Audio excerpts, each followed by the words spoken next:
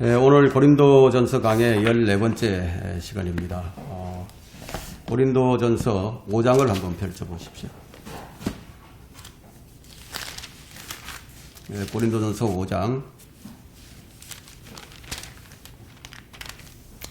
5장에서 우리가 살펴볼 주제들은 육신적인 교회 안에 나타나는 도덕성의 문제, 그리고 이제 적은 누룩에 대한 교훈, 성도의 성별된 삶 등에 관해서 우리가 살펴볼 것입니다.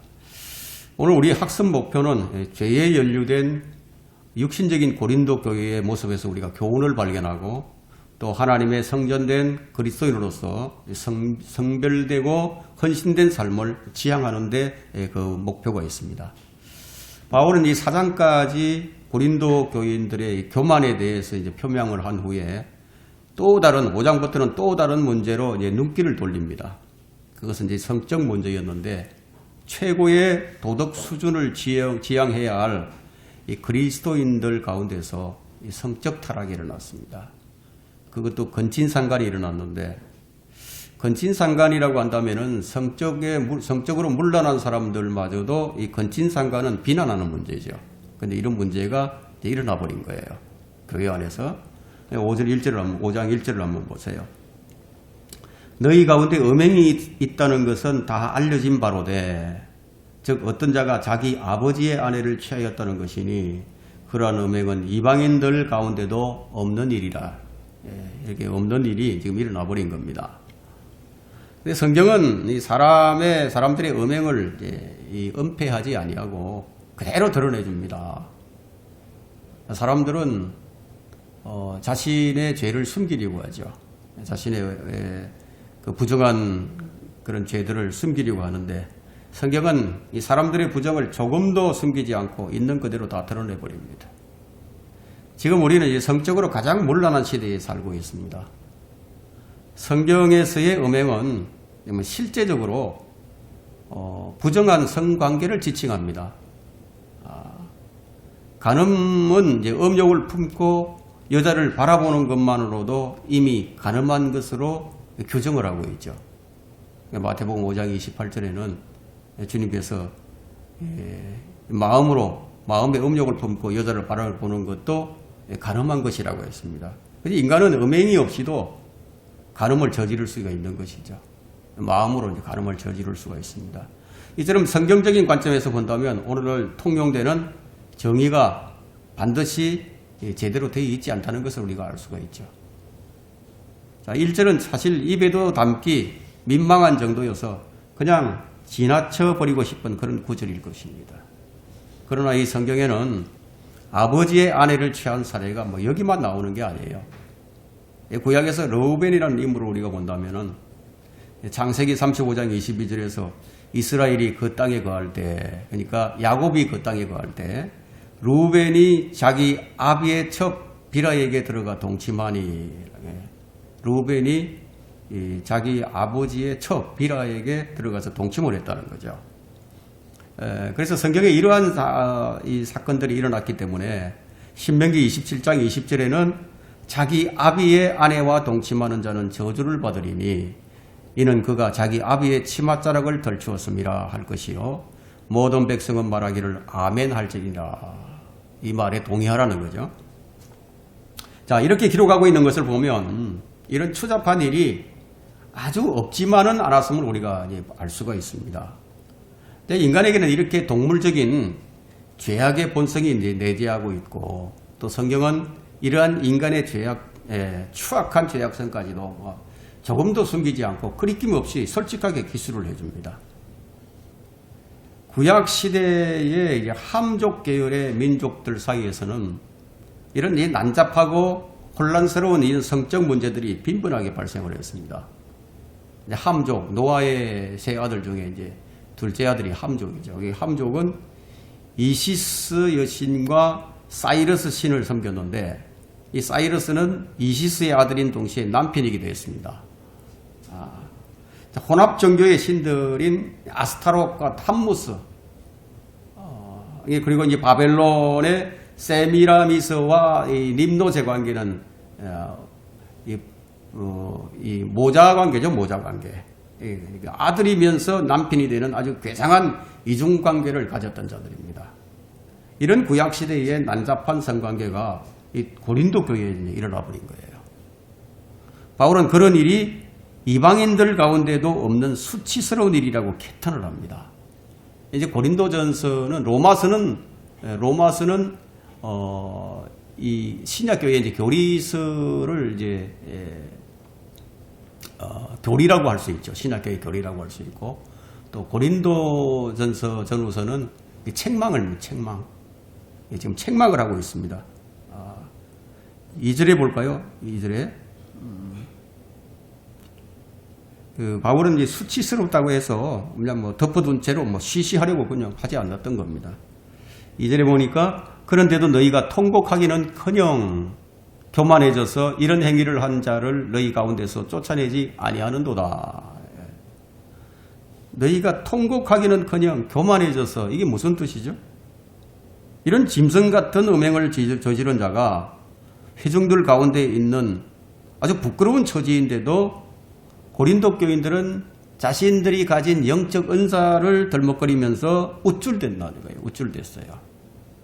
교회의 성결을 유지하는 데는 관심이 없었어요. 그들의 관심은 오직 영적 은사에만 있었다는 거예요. 그들이 이제 지극히 육신적이었던지라 오히려 영적인 은사들에 대해서는 그릇된 지식으로 이제 교만해져 있었던 겁니다. 우리가 이 고린도전서 8장 1절을 보게 되면 지식은 인간을 교만하게 만든다는 것을 알 수 있죠. 지식은 교만하게 하지만 사랑을 세워주느니라. 자, 이 말씀에 따르면 고린도 교회는 세워주는 교회가 아니었어요. 세워주는 교회가 아니면 뭐죠? 넘어지게 하는 교회라는 거예요. 교만이라는 말은 잔뜩 이 부풀러 올라서 붕 지금 떠 있는 것을 말하거든요.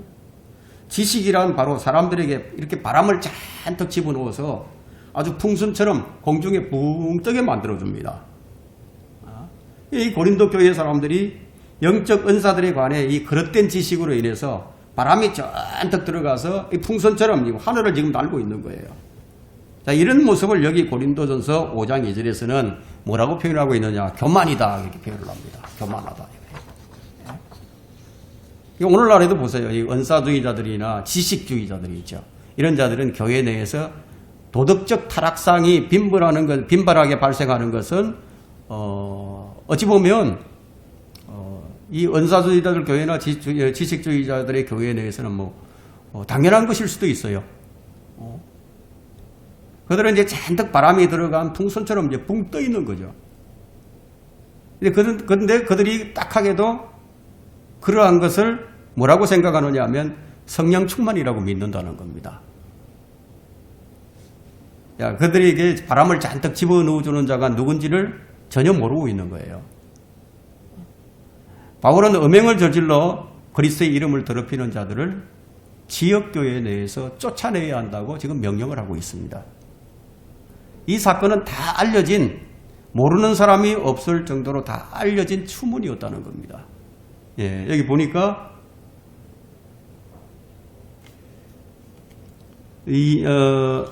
그런데도 너희가 통곡하기는커녕 교만해져서 이런 행위를 한 자를 너희 가운데 쫓아내지 아니하는도다. 또 1절에 보니까 너희 가운데 음행이 있다는 것은 다 알려진 바로되, 다 알려졌다는, 교회 내에 다 알려진, 모르는 사람이 없을 정도로 다 알려져 버렸다는 겁니다. 근데 그 범죄의 내용이 뭐냐? 저주받을 짓이었다는 거예요. 저주받을 죄. 그야말로 이제 죽을 죄였죠.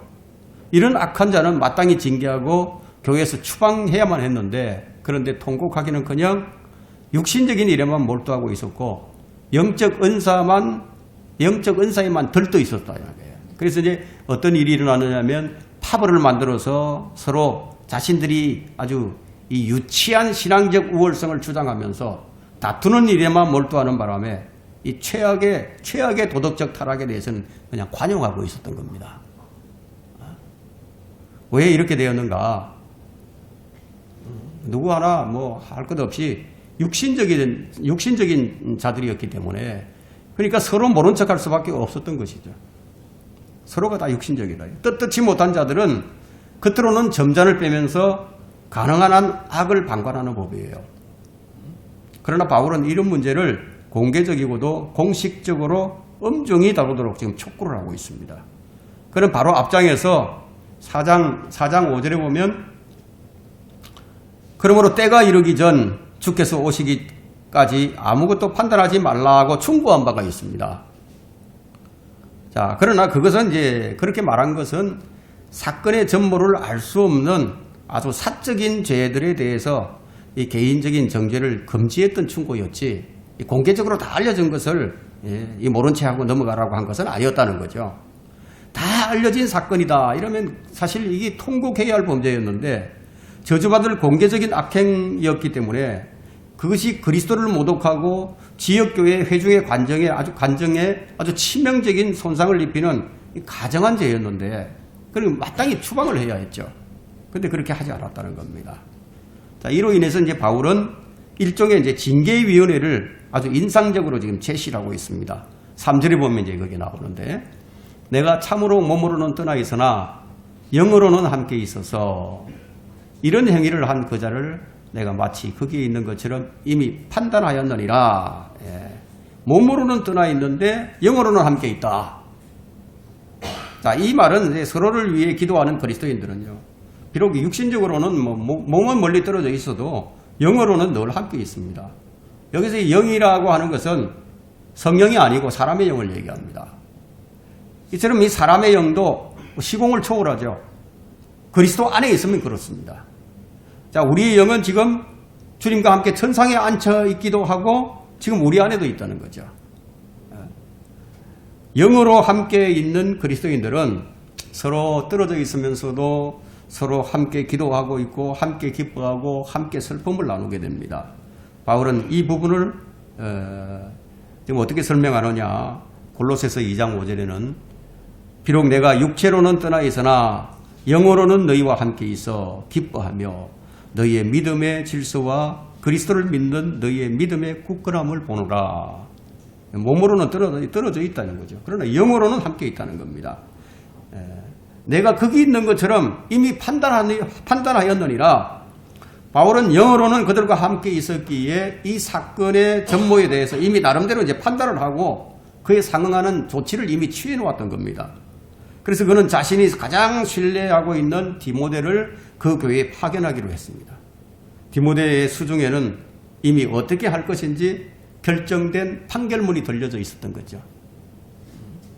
4절 5절을 우리가 보겠습니다. 4절 5절에는 그러한 자를 4절 우리 주 예수 그리스도의 이름으로 너희와 나의 영이 함께 모인 것은 우리 주 예수 그리스도의 능력으로 그러한 자를 사탄에게 넘겨주어 그 육신은 멸망케 하여도 그 영은 주 예수의 날에 구원받게 하려 함이라. 이 구절에서 바울은 너희와 나의 영이라고 말을 하는데 성령이 아니라 사람의 영을 얘기하고 있어요. 그리스도인들은 영적으로는 한 몸이죠. 그리고 그리스도인들이 모이는 것은 뭐 어떤 경우에나 주 예수 그리스도의 이름으로 모이는 거예요. 정치 활동을 하고 사회 운동을 하는 각가지 이제 기독교 단체들은 그들이 주 예수 그리스도의 이름으로 한다고 하지만 사실상 주 예수 그리스도의 이름으로 모인 집단이 결코 아니라는 겁니다. 그들이 무슨 활동을 하건 그것을 정당화시킬 수 있는 명분은 전혀 없습니다. 여기 이제 주 예수의 날이라고 나오죠. 주 예수의 날. 주 예수의 날은 사실 이것은 이제 그리스도의 심판석을 일컫는 것인데 설사 이제 음행을 저지르고 온갖 비행을 자행하면서 그리스도인답게 살지 않았더라고 하더라도 일단 이 구원받은 사람의 혼은 주 예수의 날을 맞이하게 되어 있다는 거예요. 여기 이제 이 말은 한 번 구원은 뭐 영원히 보장된다는 그런 말인데 3장에서 이미 말한 바와 같이 그리스도의 심판석에서 받을 상은 없을지언정 그리스도인들은 모두 하늘나라에 간다는 그런 의미가 들어 있습니다. 그리고 주 예수의 날 하면 데살로니가 후서 2장 2절에서 이제 그리스도의 날로 지칭되기도 하는데 한번 구원받지 못한 사람들에게는 이 재림을 의미하게 되고요. 대환란을 의미하게 되죠. 그리고 구원받은 그리스도인들에게는 휴거를 의미합니다. 그래서 그리스도인들에게는 이 날이 주님을 만나게 되는 복된 날이라고 할 수 있죠. 그래서 그리스도인들이 그리스도의 날이 가까워오는 것을 조금도 불안해하지 않습니다. 오히려 그것을 더 기다리고 기뻐하고 있죠. 그런데 바울은 여기서 그러한 자를 주 예수 그리스도의 능력으로 사탄에게 넘겨주어서 그 육신은 멸망케 한다고 말하고 있는데, 계속해서 죄를 짓는 그리스도인들은 비록 그 혼이 구원받았다 할지라도 그 육신은 이처럼 이 땅에서 멸망하게 된다는 얘기입니다. 다시 말해서 이 세상에서 제대로 살지 못하고 일찍 죽게 된다는 말인데, 그리스도인이 죄를 짓게 되면요 죽음을 당할 수도 있다는 그런 의미가 있습니다. 이렇게 하는 이유가 뭐냐면 그들로 하나님을 모독하지 못하도록 배우게 하려는데 그 목적이 있다고 디모데전서 1장 20절에 기록하고 있습니다.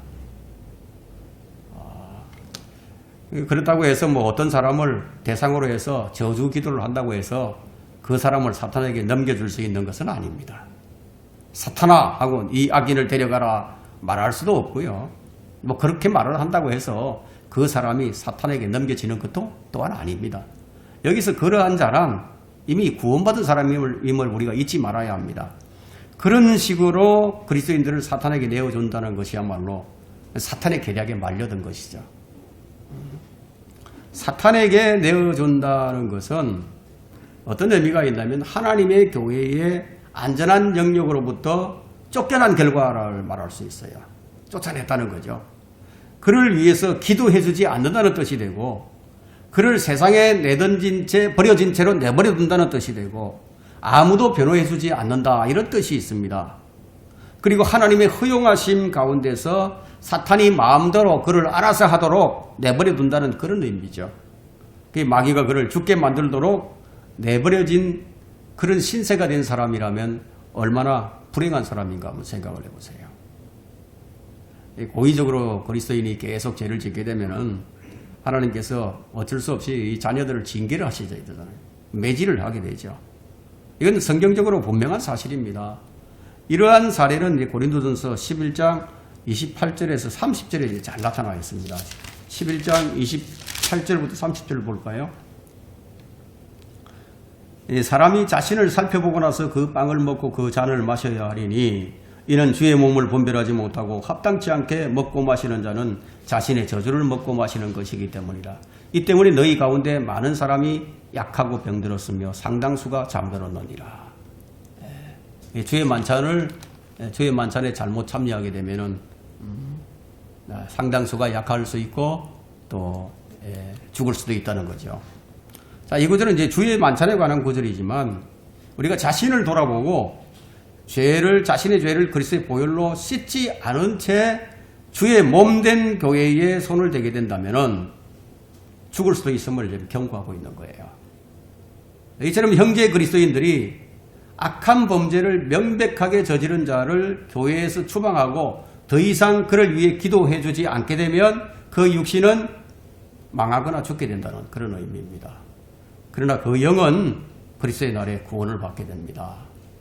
그 영은 주 예수의 그리스도의 날에 그래야만 사탄이 유익을 취하지 못하죠. 반면에 악을 행한 자가 참회하고 마음을 돌이켜 악에서 돌아선다면 그는 하나님께 돌아온 것이고 따라서 그는 교회 회중에게로 다시 돌아올 수가 있는 거예요. 자, 여기 이제 그 영은 주의 날에 구원을 받게 된다고 하니까 우리가 구원받을 때 주님을 믿을 때 영이 구원받는 것은 아닙니다. 영은 새롭게 되는 거죠. 이 혼이 구원을 받는 겁니다. 그럼 여기서 영이 구원받는다고 한 말은 우리가 어디와 연관을 시켜야 되냐면 베드로전서 4장 6절과 연관을 시켜야 됩니다. 이 부분에 대해서는 제가 한번 설교를 한 적이 있는데 우리 사람이 죽는 것은 영이 떠나면 죽게 되거든요. 하나님께로부터 온 영이 떠나버리면 사람의 영은 떠나면 죽는 거예요. 그러면 이 몸은 이제 흙으로 돌아가게 되고 혼은 하늘나라를 가든지 아니면 지옥을 가든지 이제 가게 됩니다. 구원받은 혼은 이제 하늘나라로 가는 거죠. 그럼 영과 함께 가는 거죠. 그러나 구원받지 못한 사람은 육신은 땅에 묻히고 그 사람의 영은 하늘로 가지만 그 사람의 혼은 지옥으로 간다는 거예요. 완전히 영영 이별을 해버리는 겁니다. 여기서 이제 이런 말은 우리가 거듭났다 할지라도, 거듭난 사람이라 할지라도, 우리의 영이 성령과 일치하지 아니하면요, 우리가 다시 살아날 수 없어요. 살아난다는 것은, 다시 우리가 새로운 몸을 입고 부활한다는 것은 성령의 능력에 의해서만 그것이 가능합니다. 그래서 이제 베드로전서 4장 6절에는 한번 찾아볼까요? 베드로전서 4장 6절. 우리 이제 오늘 공부 주제하고는 좀 다르지만 한번 살펴보겠습니다. 자, 4장 6절에는 이런 연유로 죽은 자들에게도 복음이 전파되었으니 이는 육체로는 사람과 일치하여 심판을 받으나, 육체는 뭡니까? 사람의 육체는 심판을 받죠. 죄의 삭선 사망이라 다 심판을 받는 거예요. 죽는 거죠. 그러나 영으로는 하나님과 일치하여 살게 합니다. 그러니까 영이 이제 우리 이 몸에 들어와야 된다는 거예요. 영이 몸에 들어와야, 그래야 이 몸이 살아납니다. 영이 뭐죠? 하나님의 호흡이죠. 그죠? 성령이죠. 하나님의 영이 들어와서 우리를 살려야 된다. 그래서 우리가 이제 다시 변화된 몸도 있고 또 부활을 할 수 있다는 거예요. 그 지하 세계에 있던 이 사람들이 이 그리스도의 피가 뿌려질 때까지 기다리고 있었죠. 그래서 예수 그리스도가 이제 피를 흘리고 난 다음에 십자가에서 3일 동안 지하 세계로 갔었잖아요. 거기서 아브라함의 품에 있던 자들에게, 죽은 자들에게도 복음을 전했던 거죠. 그들은 이미 육체로는 심판을 받아가지고 지금 지하 세계 아브라함 품에 있었는데, 이제 피가 뿌려지면서 그 모든 죄들이 제거되고 이제 하나님의 영과 일치해서 이들이 이제 살아났다는 얘기예요. 이게 이제 마태복음 27장 52절에서 무덤들이 열리고 많은 사람들이 몸이 일어났다. 이것이 이것과 연결을 시킬 수가 있는 겁니다. 자, 이제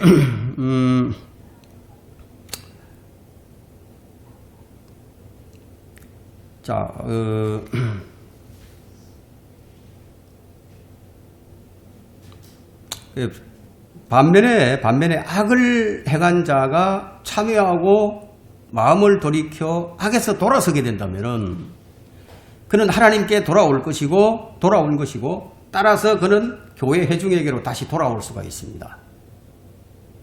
이것이 이제 곧 용서인데, 용서는 마귀가 이제 유익을 취하지 못하게 하고 유익을 취하게 하지 못하는 한 가지 이제 방법이죠. 그러나 용서는 뭐가 전제가 되어야 되냐면 참회가 전제가 되어야 됩니다. 그리고 이 용서는 인간적인 입장에서 하는 것이 아니라 그리스도의 면전에서 하는 거예요. 중요한 것은 어느 경우에나 사탄이 유익을 취하지 못하게 한다는 점입니다. 어떤 사람이 죄를 지어서 하나님을 모독을 했습니다. 그리고 그를 엄중하게 책망하고 지역교회에서 추방을 시켰습니다. 그런데 얼마 후 그가 뉘우치고 죄에서 돌이켰습니다. 그러면 교회는 그를 용서하고 그를 위로하면서 받아주라는 거죠. 그래서 그리스도인으로서의 형제 사랑을 우리가 확인할 수가 있습니다. 그러나 대부분의 타락한 교회들은 누가 하나님을 모독하는 죄를 지어도 모른 척한다는 거예요. 누가 하나님을 모독하는 죄를 짓더라도 그것이 사랑인 줄로 착각을 합니다. 이것이 바로 육신적인 고린도 교회의 모습이었습니다. 이 현대 타락한 교회들은 하나님을 모독하는 행동 따위에는 별로 관심이 없어요. 그들은 다만 자기 교회의 그릇된 교리를 공박하고 목사의 인간적 체면을 손상시킨 사람만을 축출해내버립니다. 그리고 이유열을 막론하고 다시 받아주질 않아요. 그들은 이제 마귀의 계략에 말려들어버린 거죠.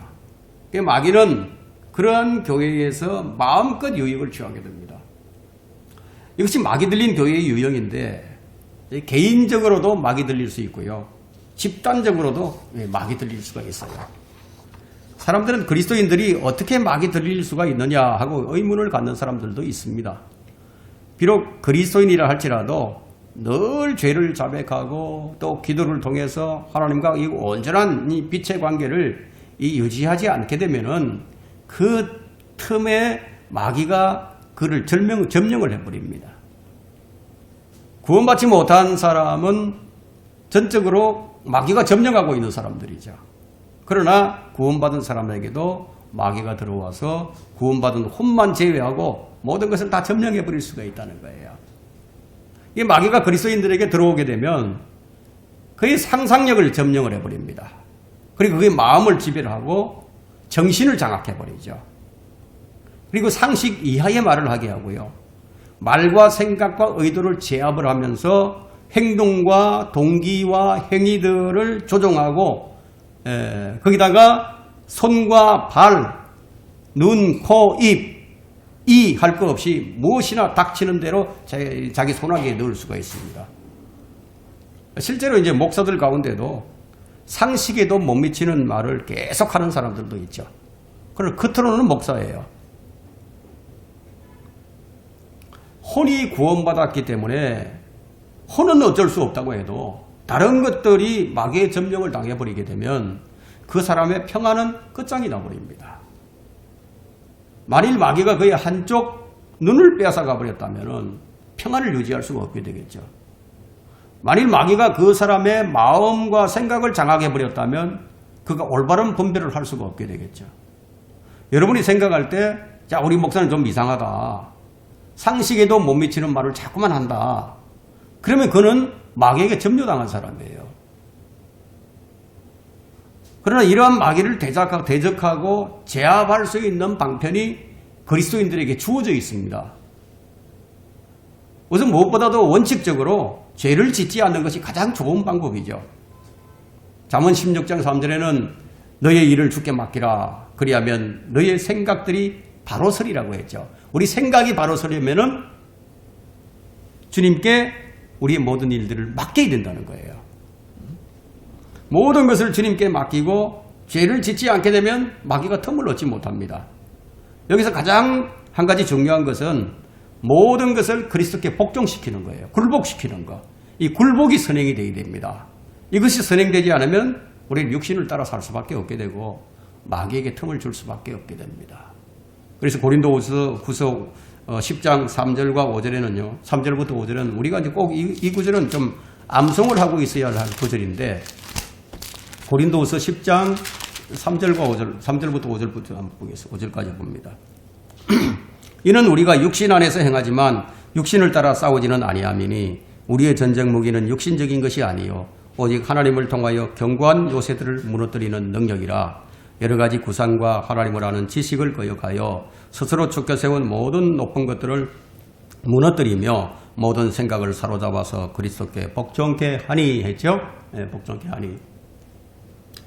6절을 보면 너희의 복종이 이루어지면 이런 복종들이 이루어지면 모든 불복종을 응징하려는 준비를 갖추고 있느니라. 이렇게 말씀하고 있습니다. 오늘 본문에 보면 이제 뭐라고 얘기하고 있죠? 너희의 자랑하는 것이 좋지 아니하다고 말하고 있죠. 5장 6절에 고린도전서 5장 6절에 너희의 자랑하는 것이 좋지 아니하도다. 사람들이 자신이 영적이라고 생각을 하게 될 때요. 곧잘 자기 자신을 자랑하게 됩니다. 근데 고린도 교회 사람들이 그러했습니다. 성경은 이것이 옳지 않다 이렇게 잘라서 말하고 있죠. 물론 그리스도인들은 영적인 사람이 맞아요. 영적인 사람이에요. 그리고 각가지 영적 은사를 받은 사람들이에요. 그러나 이것은 그리스도인들에게 당연한 일이지 그건 자랑거리가 되지 못합니다. 제가 경험한 바에 의하면 가장 자기를 자랑하기를 좋아하는 사람들은 자신의 교회가 세계에서 가장 좋은 교회라고 생각하는 사람들이에요. 그들의 특징은 다른 사람을 짓밟는 데는 선수들입니다. 그들이 소위 말하는 자칭 성경대로 믿는다고 하는 사람들인데 그 사람들보다 더 많이 자랑하는 사람들을 저는 아직까지 본 적이 없습니다. 이 본문 말씀에 보면 너희는 적은 누룩이 온 반죽을 부풀게 하는 것인 줄 알지 못하느냐.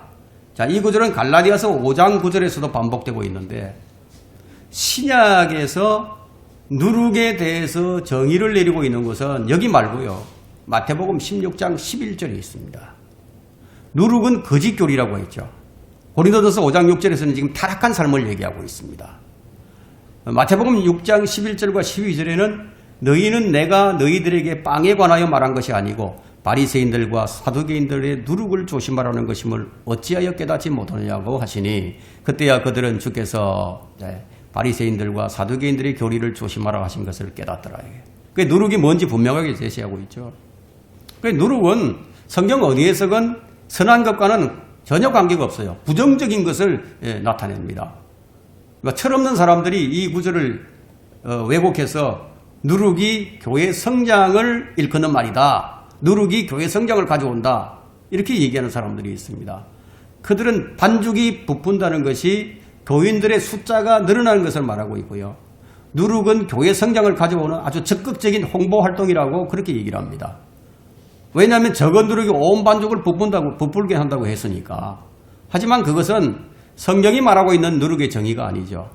우리는 갈라디아서 5장 6절에서 이 누룩이 거짓 교리를 지칭하고 있다는 그 점에서 거짓 교리가 바로 타락의 요인인 것을 우리가 알 수 있습니다. 큰 반죽을 발효시키는 데는 아주 조그만 미량의 누룩만 있어도 돼요. 이것을 교회에 적용하면 무리 안에 한 범죄자를 남겨둠으로써 결국은 이 누룩이 널리 퍼져서 많은 사람을 감염시킬 수밖에 없는 악영향의 요소가 된다는 거예요. 그렇지 아니하면 언젠가는 제거하지 않으면 언젠가는 기독교 전체가 이제 부패하게 되는 거예요. 오늘 7절을 볼게요. 7절. 그러므로 묵은 누룩은 떼어내버리라. 묵은 누룩은 떼어내버리라. 그렇게 요구를 하고 있죠. 그래야 너희가 누룩을 넣지 않은 새 반죽이 되리라. 우리의 유월절 양이신 그리스도께서 우리를 위하여 희생되셨으므로. 묵은 누룩을 떼어내버리라고 지금 요구합니다.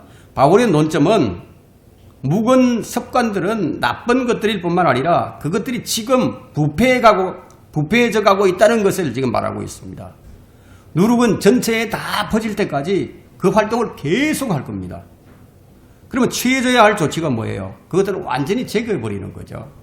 그래서 바울은 새 반죽에 관해서 지금 말하고 있는데 아주 조그만 것이라도 제거하지 않고 그냥 두게 되면 언젠가는 그것이 문제를 일으킨다는 겁니다. 교회는요, 이리저리 이제 꿰어 맞춘 그런 묵은 누룩이 아니에요. 교회는 완전히 새로운 거예요. 완전히 새로운 것. 새로운 피조물이에요. 이 세상 사람들을 지칭 지어주는 죄는 이미 다 제거되어 버린 거죠. 그래서 교회는 누룩이 없는 자라고 말할 수가 있습니다. 그리스도인의 실제적인 지금 영적 상태를 지금 말하고 있습니다.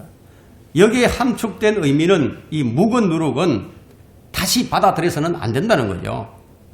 그리스도인들에게 모든 것을 새롭게 해준 것이 무엇이었습니까? 6월절에 어린 양으로 일컬어지는 바로 그리스도의 희생이었죠. 6월절은 이스라엘 백성들을 이집트에서 인도해 내신 것을 기념하는 그런 명절입니다. 바울은 이 비유적 표현을 쓰는 가운데 그리스도의 죽으심이 우리를 죄악된 세상에서 이끌어내셨고 또한 우리를 하나님의 자녀로 세워줬다는 사실을 이런 사실을 지금 우리에게 되새겨주고 있습니다. 하지만 이 문맥에서 중요한 것은 새로운 생활로의 탈출이에요. 그러므로 그리스도인들이 육신적인 죄들과 타락한 삶을 청산해야 한다는 것은 두말할 필요가 없습니다. 뿐만 아니라 그리스도인들이 모인 회중들 가운데서 타락한 자들은 제거되어야 한다는 거예요. 그래야만 유월절 양이 되어 희생 제물로 바쳐지셨던 예수 그리스도의 죽으심의 효력을 얻고 그리스도인들과 그들이 모인 지역교회가 새 반죽이 된다는 거예요. 그 타락한 삶을 계속하고 회중들 가운데 그런 자들이 섞여 있어도 그대로 내버려 둔다면은 그것은 예수 그리스도의 죽으심을 거부하는 것과 같고 어린 양으로 드려진 희생 제물의 능력을 부인하는 것과도 거부하는 것과도 같다는 겁니다. 그래서 어린 양으로 드려진 희생 제물의 능력이 거부된 집단은 그건 어떤 집단이죠? 그 마귀의 집단이 되어버리죠. 그건 교회가 아니죠. 그러므로 이 묵은 누룩은 떼어내버리라. 그래야 너희가 누룩을 넣지 않은 새 반죽이 되리라고 말하고 있는 겁니다. 고린도전서 5장 8절을 봅니다. 그러므로 8절에요. 우리가 그 명절을 지키되 묵은 누룩이나 또 악하고 가정한 누룩으로도 말며 오직 누룩 없는 성실과 진리의 빵을 가지고 지키자. 자, 우리가 뭐 명절을 지키는 것은 아니잖아요. 그죠? 이제 비유적 표현입니다. 유대인들은 이제 유월절을 지켰잖아요. 자, 그러면 그리스도인의 생활은 지속되는 이제 명절로 비유되고 있습니다. 그리스도인은 그가 따라온 옛 생활의 기준들을 따라 명절을 지키지 않아요. 묵은 누룩은 악한 것들로 지금 특징 지어지고 있는 것을 우리가 볼 수 있죠. 그래서 그리스도인의 영속되는 명절은 무엇이죠? 마실 때마다, 먹을 때마다 지켜져야 하는데 그것은 주님의 죽으심에 대한 그것을 기억하는 거예요. 그것을 선포하는 거예요. 매일 필요로 하는 음식과 비교되고 있죠. 매일 필요로 하잖아요. 우리가 음식은 먹어야 되잖아요. 그것과 지금 비교되고 있습니다. 그래서 9절에 보면 내가 너희에게 쓴 편지에는 음행하는 자들과 사귀지 말라고 하였으나 자, 우리는 바울이 쓴 편지가 다 어디 있는지 몰라요. 우리는 그 편지를 모두 다 갖고 있지는 못합니다. 하나님께서 그가 쓴 편지를 모두 성경 속에 간직되도록 하신 것은 아니었습니다. 바울은 겨우 지금 14통만의 편지만 쓴 것이 아니었어요. 그는 무려 150통도 넘는 편지들을 썼습니다. 아니면 어쩌면 200통이 넘는 편지를 썼는지도 몰라요. 그러나 성령께서는 그 많은 편지들 가운데서 일부만 추려서 성경에 수록하게 하신 거예요. 이 또한 하나님의 영감이 작용한 결과인데 우리가 이 성경을 주의 깊게 연구를 해보면 하나님께서는 자신의 뜻을 밝히고 인간에게 꼭 필요한 것만은 필요한 것들에만 영감을 불어넣으시고요. 나머지 모든 것들은 다 생략해버리셨다는 것을 우리가 알 수가 있습니다. 하나님의 영감은 기록 자체에만 불어넣으신 게 아니라 이처럼 생략에도 불어넣으신 거예요. 어떤 사람들은 이 바울의 수많은 서신들이 대부분이 다 소실되었고 겨우 14통만이 남아 그것이 신약 성경에 기록되었다고 생각을 하지만 우리가 예를 들어보자면 성령님께서는 예수 그리스도에 관한 기록들마저도 그분이 12살 되셨을 때의 이야기를 잠깐 비추다가 갑자기 30살이 되셨을 때로 껑쩍 뛰어넘어 버립니다. 그리고 그 기간 동안에 있었던 모든 일들은 완전히 침묵 속에 묻혀버리게 하셨어요. 자, 이것을 볼 때 하나님께서 추리고 또 추려내신 부분만 성경에 담아 놓으신 것임을 알 수가 있죠. 그러니까 하나님께서 주신 것이 성경이고 그렇지 않은 것은 성경이 아니기 때문에 지금 남아있지 않다는 겁니다. 자, 9절부터 10절 보겠습니다. 내가 너희에게 쓴 편지에는 음행하는 자들과 사귀지 말라 하였으나 이는 이 세상에 음행하는 자들이나 탐욕하는 자들이나 약탈하는 자들이나 우상 숭배하는 자들과 전혀 함께 하지 말라는 것이 아니니 그렇게 하려면 너희가 세상 밖으로 나가야 할 것이니라. 자, 내가 너희에게 쓴 편지에는 음행하는 자들과 사귀지 말라고 하였으나 바울은 지금 이런 얘기를 하고 있는데 그 9절에서 10절에 이어지고 있는 이 말씀은 아주 중요한 구절인데요. 우리가 좀 매우 주의 깊게 다루어야 할 그런 구절입니다. 음행하는 자들과 사귀지 말라는 것은 단지 구원받지 못한 세상 사람과 사귀지 말라는 그런 뜻이 아닙니다. 이 구절의 자체 말씀대로 음행하는 자들이에요. 자체적, 우리가 문자 그대로 음행하는 자들, 탐욕하는 자들, 약탈하는 자들, 그리고 우상 숭배하는 자들, 그런 자들과 함께 하지 않으려고 한다면은 우리는 이 세상을 탈출해서 어디로 나가야 됩니까? 우주 공간으로 떠나가야 된다는 거예요. 그러기 전에는 그들과 함께 할 수밖에 없다는 거예요. 이 세상에서 우리가 한순간도 우리가 삶을 영위할 수가 없게 됩니다. 그런데 지금 11절에 보면 만일 형제라고 하는 자가 어떤 자가, 형제라고 하는 어떤 자가, 형제라고 한다. 그럼 그리스도인을 얘기하고 있죠. 세상 사람들이 아니라 형제라고 하는 어떤 사람이 세상 사람들과 구분이 안 되는 사람이라면, 그런 사람이라면 사귀지 말라는 거예요. 그런 자와는 사귀지 못할 뿐, 않아야 할 뿐만 아니라 함께 먹지도 말라는 겁니다. 그러나 세상 사람들에게는 그들에게 다가가서 복음을 전하고 예수 그리스도를 증거해 줘야 하죠. 자, 이것은 10절에서 바울이 충고하고 있는 내용인데 그리스도인 형제라는 자가 음행을 하고 탐욕하고 술 마시고 욕하고 그런다면 어떻게 대하는 것이 좋을까요? 그런 자를 선도하기 위해서 그 사람과 사귀어야 할까요? 라는 질문에 그 답은 뭐냐? 사귀지 말라예요. 이것이 성경이 가르치는 말입니다. 만일 형제라고 하는 어떤 자가 그리스도인임을 자칭하고 있다면 어떻게 하는 것이 좋을까요? 멀리 해야 된다. 왜냐하면 그런 자는 마귀의 앞잡이이기 때문에 구원받지 못한 죄인이라면 그리스도께로 인도해야 하고 그리스도인을 사칭하거나 그리스도인이면서 비행을 일삼는 자들은 지역교회 내에서 추방을 해야 한다는 겁니다. 이것이 교회가 마땅히 지켜야 할 규율입니다. 오늘날 교회들이 이러한 교회의 규율을 포기해버렸기 때문에 교회 안에는 온갖 쓰레기 잡동사니들이 우글거리는 그런 집단이 되어버리고 말한 것이죠. 그러나 우리가 여기서 유념해야 하는 것은 이런 죄들이 공개적으로 드러났을 경우를 지금 말하고 있는 것이지 공개적으로 드러나지도 않은 죄를 관심법을 사용해서 그들의 마음속에 있는 것까지도 그럴 것이다 하고 정죄를 하려는 그런 말은 아니에요. 오늘날 많은 사람들이 탐욕에 찌들어 있죠. 우리에게 먹을 것과 입을 것이 있으면 이것으로 만족할 것이니라고 성경은 이렇게 말씀하고 있는데 만약 그렇지 않은 모든 자들을 다 쫓아내버린다면 교회 안이 어떻게 되겠어요? 텅텅 비어버리겠죠. 오늘날 교회들에서 수많은 약탈 행위가 자행되고 있습니다. 여러분 추수감사들 한번 보세요. 추수감사들이 오게 되면 이런 얘기를 하죠. 다음 주일이 추수감사주일입니다.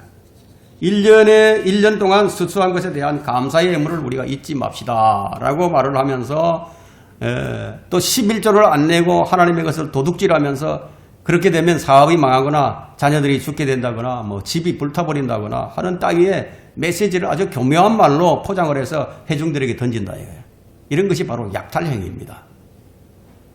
저는 이제 100% 성경대로 믿고 성경대로 실행하는 교회는 단 한 군데도 보지 못했습니다. 그럼 우리가 왜 침례교회를 다니고 있죠? 라고 묻는다면 내가 지금까지 보아온 교회 중에서 이 독립침례교회가 신약교회의 원칙에 가장 가깝다고 생각하기 때문이에요. 저는 결코 이 독립침례교회가 성경적 원칙을 다 지킨다고 말하지 않습니다. 가장 가깝다고 말할 뿐이에요. 완벽한 교회를 찾아다니는 사람들이 가장 어리석은 사람이라고 저는 생각을 합니다. 자신의 눈에는 덜보가 들어있는데 남의 눈에 있는 티를 보지 못하고 그걸 견디지 못하는 사람들이 참 많이 있죠. 그런 자들은 교회의 일부 성도들을 데리고 나가서 새로운 교회를 세우는데 그런 기준을 가진 자들이 다 같이 가지는 한 가지 공통점은 그들이 갖고 있는 기준이 어찌나 고차원이 아니라 저차원인지 신약교회는 그냥 그 근처에도 이르지 못한다는 점이에요. 자, 우리가 시간이 많이 지났지만 빨리 끝내도록 하겠습니다. 이제 욕설하는 자들에 대해서 살펴보겠는데 교회 안에 욕설하는 자들이 어떤 자들인가? 이 말은 말 그대로 욕을 하는 자들이에요. 고함을 치고 분노를 참지 못하고 삿대질을 하고 정사와 권세에 대들고 목사나 영적 지도자를 비방하고 조롱하고 그리스도인들을 참소하고 논려대는 자를 일컬어서 뭐라고 얘기하느냐? 욕설하는 자들이다 이게. 자, 이런 사람들이 그리스도인들 가운데 얼마든지 있죠. 구원받지 못한 죄인들이야 어차피 지옥에 가도록 이미 심판을 받은 사람들이니까 그렇다 치더라도 구원받은 그리스도인들마저도 이렇듯 음행을 하고 탐욕을 하고 우상숭배를 한다든지 욕설을 하고 술 취하고 약탈하는 자들이라면은 그런 성경적인 그리스도인의 길에서 명백하게 벗어나 있는 사람이기 때문에 이런 자들과 어울린다는 것은 그리스도인들로서의 사역에 방해될 뿐이죠. 저는 그런 자들과는 상종하지 않습니다. 그 결과가 어떻게 되죠? 친구가 없어집니다. 친구가 없어집니다. 자, 12절, 13절에 밖에 있는 자들을 판단하는 것이야 내게 무슨 상관이 있으리오마는 안에 있는 사람들이야 너희가 판단해야 하지 않겠느냐. 밖에 있는 자들을 하나님께서 판단하시나 그러한 악한 사람은 너희 가운데서 쫓아내라. 교회 안에 있는 자들과 교회 밖에 있는 자들의 차이가 있습니다. 바울은 교회 밖에 있는 자들의 판단자로 행동하는 것은 그것은 교회 밖에 있는 자들을 판단하는 것은 우리의 영역이 아님을 지금 분명히 하고 있고 그러나 교회 안에 있는 자들은 경우가 완전히 달라요. 판단을 해야 된다는 것이죠. 왜냐하면 우리가 늘 함께 접촉하고 있는 사람들이기 때문에 그중에 어떤 사람이 음행을 하고 약탈을 하고 술 취하고 욕을 한다면은 결코 상관하지 않을 수가 없게 되는 거죠. 그런 자들이 누룩이 되어서 전체를 부풀게 만들기 때문에 교회가 스스로 판단해서 규율을 지키고 조치를 취하는 것이 바로 교회의 의무입니다. 악한 사람은 너희 가운데서 쫓아내라고 성경이 명령을 하고 있기 때문입니다. 그런 악한 사람이 한둘이 아닐 경우에 만약 그런 사람들로 교회가 채워졌다고 한다면은 그럴 때는 우리가 어떻게 됩니까? 그 사람이 교회를 떠나는 수밖에 없는 거죠. 오늘 여기까지 하도록 하겠습니다.